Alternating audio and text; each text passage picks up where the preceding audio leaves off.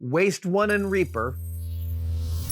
Waste One and Reaper asks, what was the very first experiment that was ever conducted by you and Jamie as Mythbusters? Because I was watching the episode and I don't think it was JATO 1.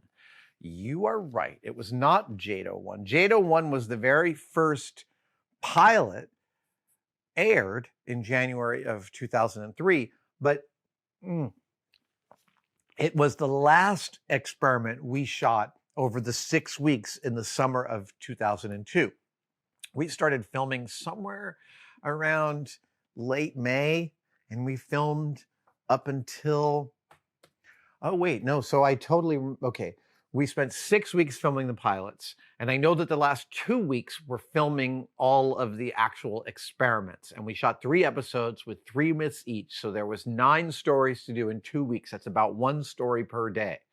And we did the previous 4 weeks was all the pre-production. And I remember that the very first myth experiment we did was Lawn Chair Larry. Yes, it was me hanging from 17 weather balloons from the back of Jamie's shop over there in the south side of Potrero Hill, 100 feet off the ground. I remember specifically that it was my birthday. It was actually my birthday that day. And since my birthday is July 15th, I would say that we then went on to film through the end of July, probably August, like the 1st of August was the last date of production. And that's right around the time we were filming Rocket Car in the Mojave Desert with the Gates Boys.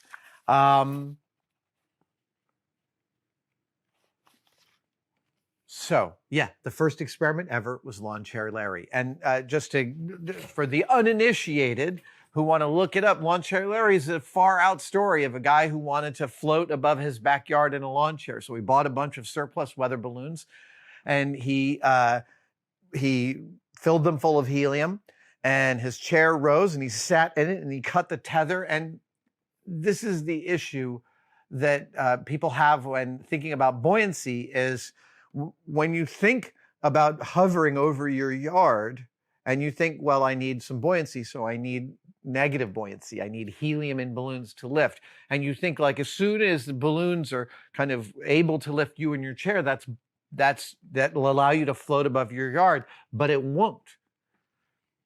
Because what you want when you want to float above your yard is neutral buoyancy. And if you end up with buoyancy, which is the tiniest increment above neutral buoyancy, you just go up. And that's what happened to this guy. He cut the tether and immediately rose to about 10,000 feet, which must have been petrifyingly scary. He floated for somewhere over 12 hours into LAX airspace. There was news about him. He ended up coming down about a dozen hours later, far from where he started. He was cold. He had brought a BB gun with him to shoot out balloons. But as you can imagine, once he was at 10,000 feet, he thought that's not the best idea. I would have totally come to the same conclusion. And so this is one of the most famous of the urban legends when we started making the show, and it absolutely had to be part of the pilots. And at first I was like, I don't want to go into a chair hanging from weather balloons. I'm nervous about that. And then I started thinking through as a rigger, because that was one of the jobs I did in theater. And I realized, oh, it's a distributed system, right? 1 tether per balloon. And it means I have a distributed load. It means that I could have a failure of up to half of them, and I'm still going to fall gently to the ground.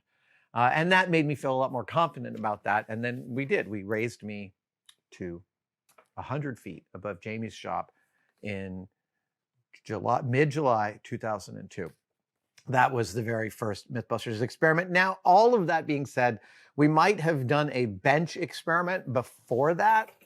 There certainly was some interim stuff, but we weren't thinking that way. We were really thinking of all the stuff we were doing up until those 2 weeks of one episode, one big story experiment per day. We were thinking of those as the experiments. And I don't think There were digital cameras, but I don't have any digital cameras that retain the original date. That data has been moved too many times between too many computers. And I know for a fact, because I was just doing a bunch of sorting of early Mythbusters stuff, that they don't have the correct date on them. So I'm going to say Lawn Chair Larry.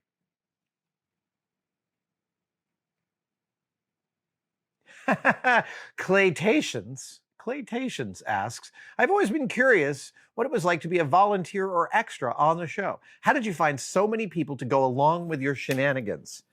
We've got little flies around here and they're making me a little nuts. How did we find people to participate in our shenanigans? Well, that was largely due to our production staff getting better and better at both going to find those people and wrangling them and working with them on set. Yvette Solis was one of our resident experts at doing that. She produced at least 2 or more. Did we do more than 2? Zombie episodes, which were absolutely the gold standard of bringing in fans to help you with the myth. Everyone shows up in their own zombie makeup. I have run into many, many, many of you zombies who participated with us in those shows.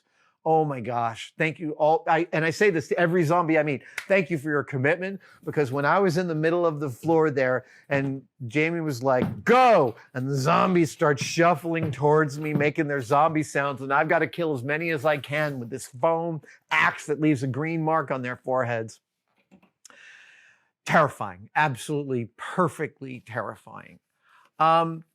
And once we had figured out which communities to go into, go to cosplayers and Society for Creative Anachronism, but then eventually we'd started to get this mailing list of local people who were always willing, and we would often put it up on the Mythbusters Twitter feed, if I remember correctly, about looking for volunteers. And then, you know, it's a process. It's a process, and we had to build the institutional knowledge how to do that. One of my favorite people who was ever a helper on one of our episodes is Simone Yatch, the Queen of Shitty Robots. Simone was an extra in our Shop Till You Drop episode, in which we went out to the Santa Clara Fairgrounds. I can't remember which fairgrounds. It was the same place we shot Herding Cats. We went out to these fairgrounds where we built a fake grocery store with all fake products.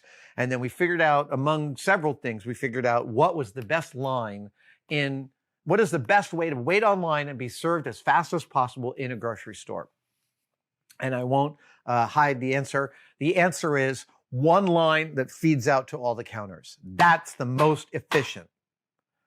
Yeah, that's totally the most efficient. And Simone was one of our shoppers. She didn't tell me that until we'd been working together for like a year. I thought that was I just love the fact that she came on, and she has a picture. She has a picture of me and Jamie. We'll try and find it. She has a picture that she took with me and Jamie, and it was a year before I saw her first video.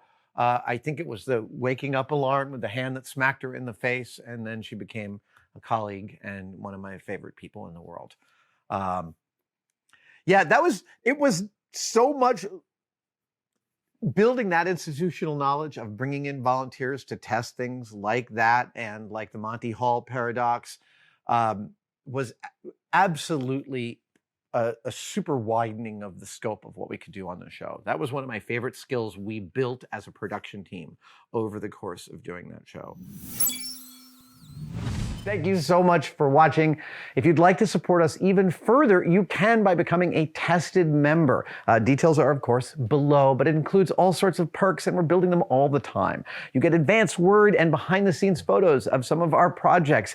Questions, you get to ask direct questions during my live streams, and we have some members-only videos, including the Adam real-time series of unbroken, unedited shots of me working here in the shop. They are weirdly meditative. Thank you guys so much. I'll see you on the next one.